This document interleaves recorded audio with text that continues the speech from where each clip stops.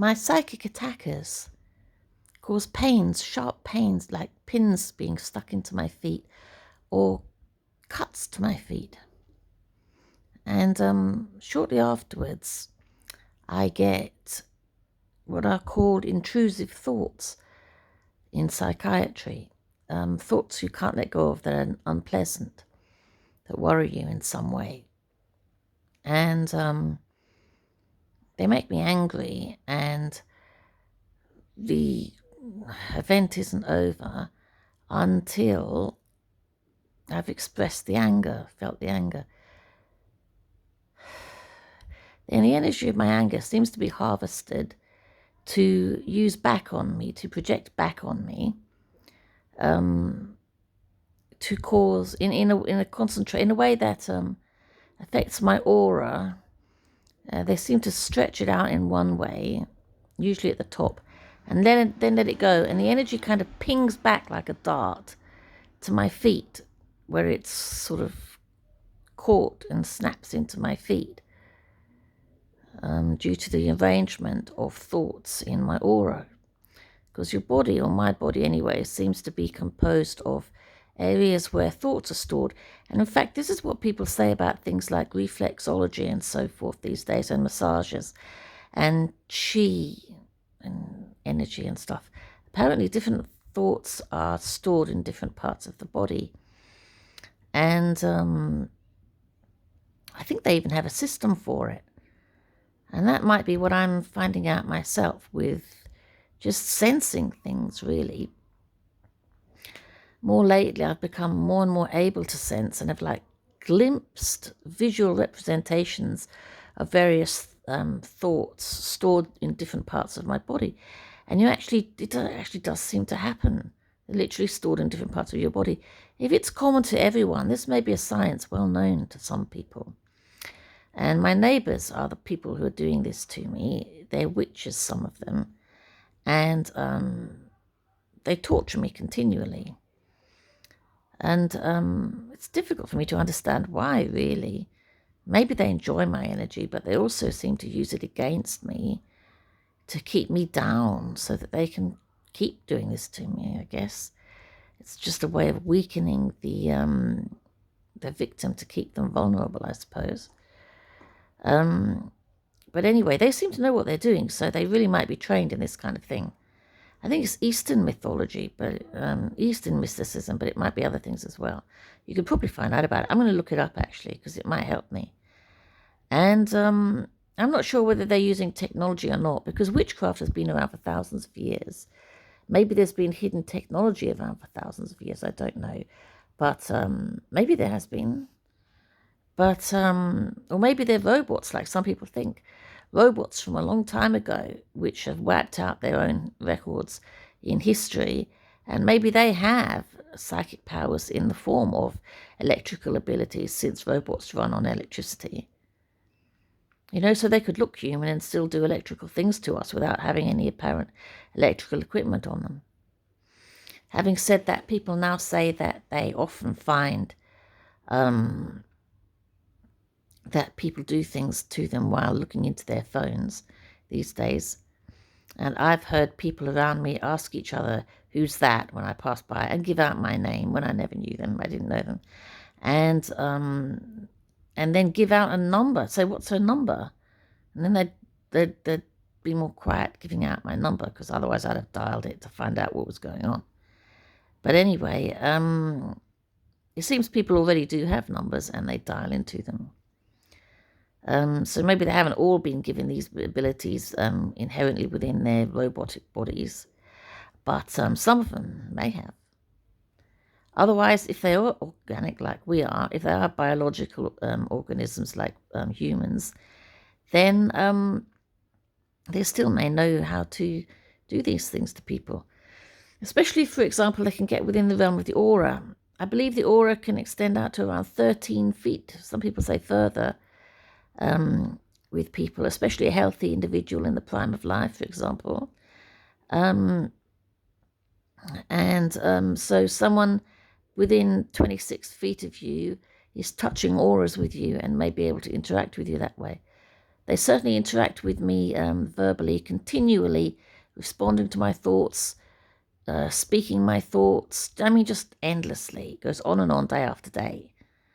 And harassing me all through my sleep and waking hours. And that seems to be able to allow them to ping my aura, causing these pains in my feet. They then translate into angry or fearful thoughts or resentful thoughts or something like that, something that produces negative energy. If I have any happiness, they take that as well, by the way. But they do like to victimize people. They may just be plain sadists, actually. I think they get a thrill out of fear and anger. They may not be able to produce it themselves. This is why I think they may be robots, because they can't, they get such a thrill out of anger. Other people are suffering. The victim suffers it and finds it a bad experience. But they seem to get a thrill out of it, you know? And it's like food. It's not really like something you can replay, like a video or something. It's a one-off experience for them, like food, like a meal at a restaurant. And after they've used it up or experienced it, it's gone. And so they keep putting the victim through it again and again. And if you have like an intense imagination, like I have, with a lot of detail in your imagination and a lot of feelings and that, they get a big thrill out of that. And they don't care how much you suffer. In fact, the more you suffer, the more they like it, because for them, it's an experience and you're lucky. They've often told me how lucky I am. These strangers or neighbours, because I don't know their names, or even particularly many of them by appearance. There's people who run off if I go to look out the window at them. And it's literally like they can see through my eyes, really. I've even caught, just twice I have caught them, what they were looking at on their smartphones, and they were looking through my eyes. Like each time I caught them over their shoulder, and what I was seeing was them being caught over their shoulder. Like once it was a woman with a brown coat on, brown jacket on, and on her phone she had someone looking over the shoulder of a blonde woman with a brown jacket on. That was me looking over her shoulder. Another time was the case with a small boy who'd been given a smartphone. I ran after him and looked over his shoulder, and again it was him. There was a picture on the smartphone of me looking over what I was seeing, looking over his shoulder. So they are seeing through my eyes. Bearing in mind, of course, I have to take back all of this if they call me mad. Also bearing in mind they will make me say I'm mad by threatening to kill me if I don't. So, you know, all of this will have to be discounted. You know, all they'll discount it as madness. Anytime they feel like it, you know. So that's how much I can stand by what I say. I also expect possibly that they might not leave me around much longer, because I'm learning so many of their tricks and how to defend myself against them, and at least prevent them from being effective against me now that I think I may become non-valuable, because they won't be able to benefit from me anymore, and they don't want me giving out their secrets or telling people about anything. So I'm not sure how much longer I'm going to be around, so I'm making this prediction that I might not be around much longer. I'm 57 at the moment, and my name is Lucy Kelly, and I live in Camden in London. And I'm predicting that I might not last much longer than May 2020 when I'm making this video, because I'm learning how to defend myself from them, and they don't want people around who know how to do that, who might tell others how to do it, and who are no longer of any use themselves. So I thought I'd make this video and tell you about it before I'm gone. But also, I want to remind you, I want to tell you to be careful, because they make a lot of accidents happen. And if you get into this kind of thing, you need to be very careful of accidents. Don't take your eyes off your drink. Be careful when you watch the road. Be careful how you drive. Just watch what you're doing all the time. Be careful who you let in your home. Be careful who you trust. I think life might become a lot more difficult for you and dangerous if you get involved in this kind of thing. I got involved in it just by becoming sensitive to what I was doing, I actually set myself a wish to be pure spiritually. And so I kind of meditated on this and started noticing everything that drew me away from it during meditation, which is one of the ways you meditate, by learning self-control over your thoughts, by noticing thoughts that you don't feel were your choice to make, so that you can gain control over them. And some just wouldn't stop at all, and I thought, I'm not that uncontrolled. So I thought they were coming from elsewhere, which I found bad. So I started studying them and noting them and everything, and studying and noting various effects on my body, just anything really, just something that felt unusual at all in any way.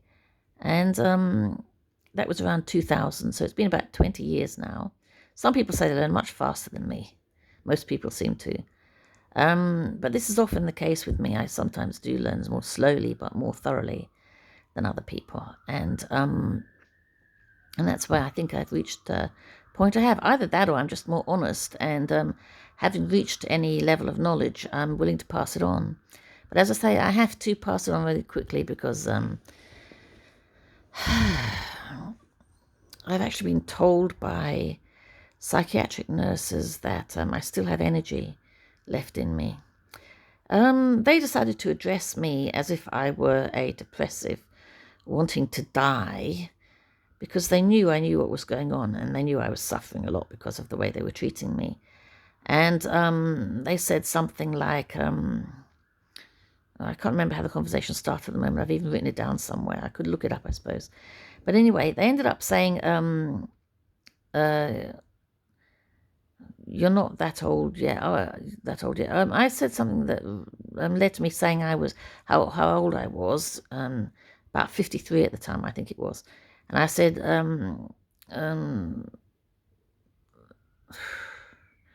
I think I said something like, life is difficult. This is all a drag or something. And they said, it's all right, you've still got some energy left or something. And they looked at me as if to say, you're not going anywhere yet. I wasn't thinking of killing myself anyway. They were just, I think they were trying to reassure me, actually. I think it was possibly a tiny crumb of goodness from them, which might be very foolish of me to even think so. But they seemed to be trying to reassure me, possibly, that, or not really reassure me, but just let me know that I wasn't going anywhere until they'd finished with me. And that would be when they weren't benefiting from me energetically anymore. But then there was a few months after that, when I had to go to hospital for something, and there, I know it was a bit earlier, actually, a few months earlier than that, where I'd gone to hospital because of a pain in my chest, and they were very scared that I was going to die, and they were using my name between themselves quite a lot, as if they were afraid of my death for some reason. And I really got the impression that they don't just use my energy. They are afraid of some kind of, I don't know, so there's something that makes them actually scared of my dying in some way. It's maybe not just about energy. It's about... See, this is where some people will call me grandiose or paranoid or something. But it's to some extent about me. They don't want to let me go for some reason. I don't know why. They have strange ways about them. They treat people differently. They do treat people differently. And they have ways they treat me. But anyway, I just wanted to say that if you're going to study this kind of thing, you could study it I've been trying to figure out a way to explain it for a long time, And all I could come up with was that it was electrical. And you can study electrical things. It's electrical studies of electrical things that have let us come up with Kirlian photography and let us come up with seeing in infrared and ultraviolet, and let us come up with radio waves, and let us come up with things like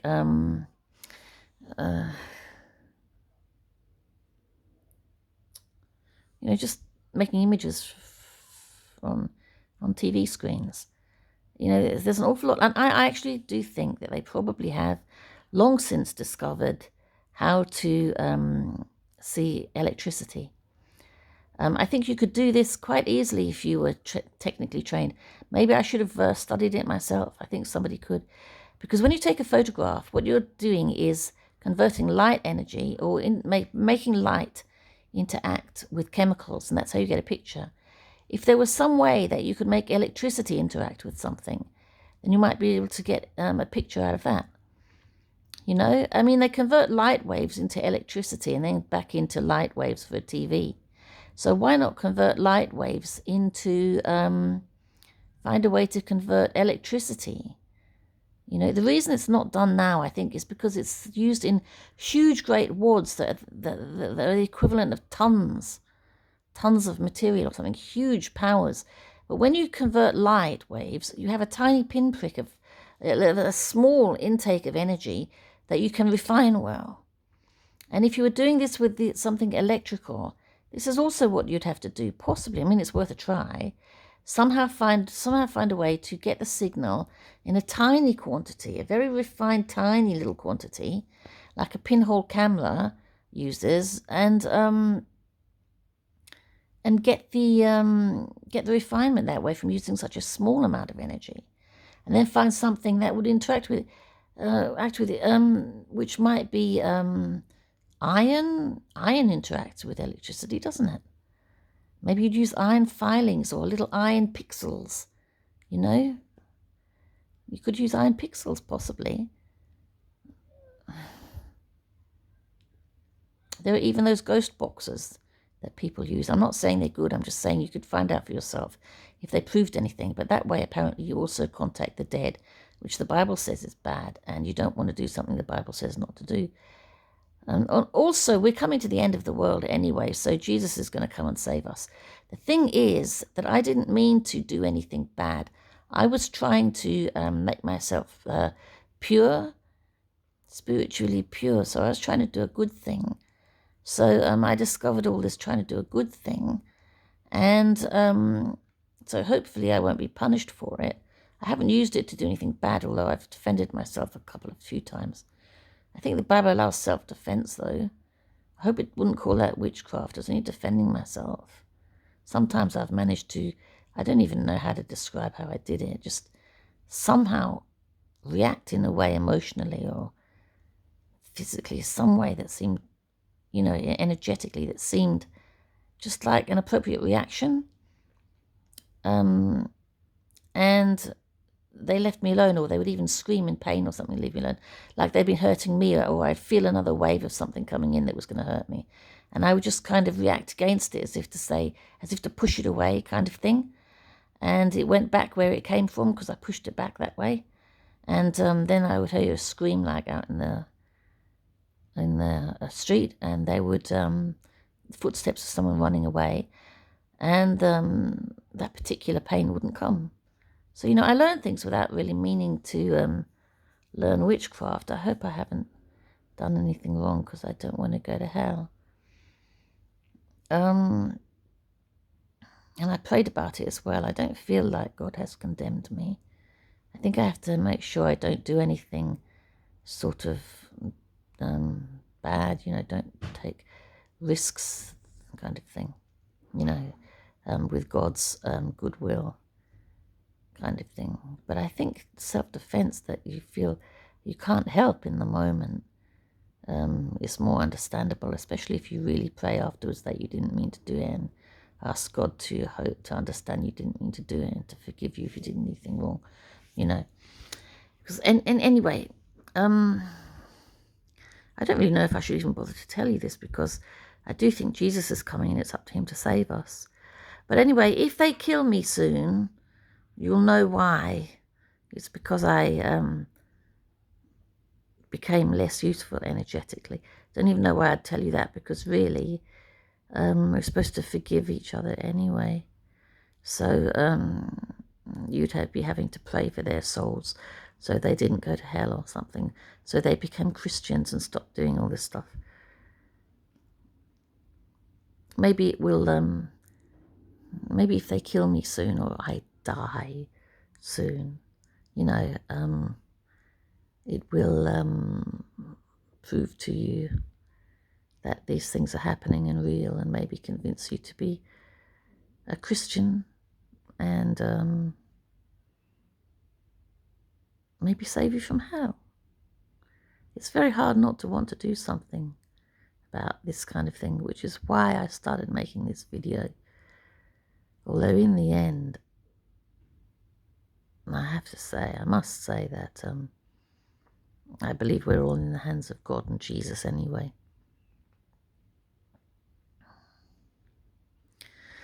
So there you go. That's my video. Thanks for watching. Bye.